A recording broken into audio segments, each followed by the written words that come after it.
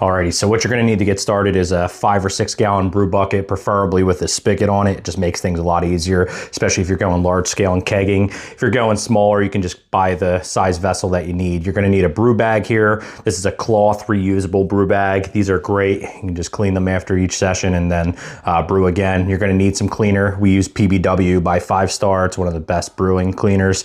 And then we use Great Commission coffee, the Velvet Cold Brew blend. They're an outfit out of North Carolina, but they make some great product. So you're gonna drape your bag over your 6 gallon bucket. You're gonna start pouring in your coffee. We get ours pre-ground. We get it coarse ground for cold brew. Your typical ratio is gonna be about 5.5 to 6 gallons of water for about 5 pounds of coffee, and that's just to account for what's left behind after brewing. And then one of the other little tips that I have is using some high pH water to lower some acidity. So we find it just makes a smoother coffee. Whether that's true or not, I don't know, but I've been doing this for years and it works. Then you're gonna saturate your grounds, make sure there's no dry spots. I usually pour about half the bag of coffee, half the water, so everything stays wet. Give it a little latte chocolate. That's how you know it's the good stuff. All right, then you're gonna close her up, send her away. Make sure that's closed. Do not let that be open when you're doing this.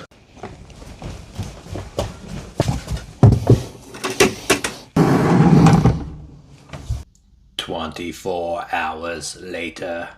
Here's an absolute pro tip. Buy an adjustable hanger, hook it to the ceiling, and allow that to do all the work for you. Make sure it's always straining in the bucket.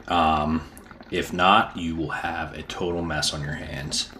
Transfer your brew bag into a plastic bag so you don't make a mess. One of the benefits of using a bucket with a spigot on it is you can put a tubing on it and then just drop it right in the keg. I've tried everything between funnels, pouring it in. It just makes a huge mess. This is the cleanest and easiest way to do it for sure. Close up your keg. Then you're gonna hook up your gas. We use nitrogen. You can find it at local welding supplies. They call it like Guinness gas. And you just pour yourself cold boy. We do not dilute our cold brew.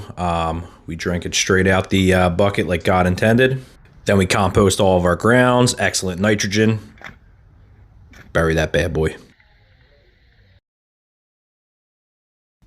Alrighty, so what you're gonna need to get started is a 5 or 6 gallon brew bucket, preferably with a spigot on it. It just makes things a lot easier, especially if you're going large scale and kegging. If you're going smaller, you can just buy the size vessel that you need. You're gonna need a brew bag here. This is a cloth reusable brew bag. These are great. You can just clean them after each session and then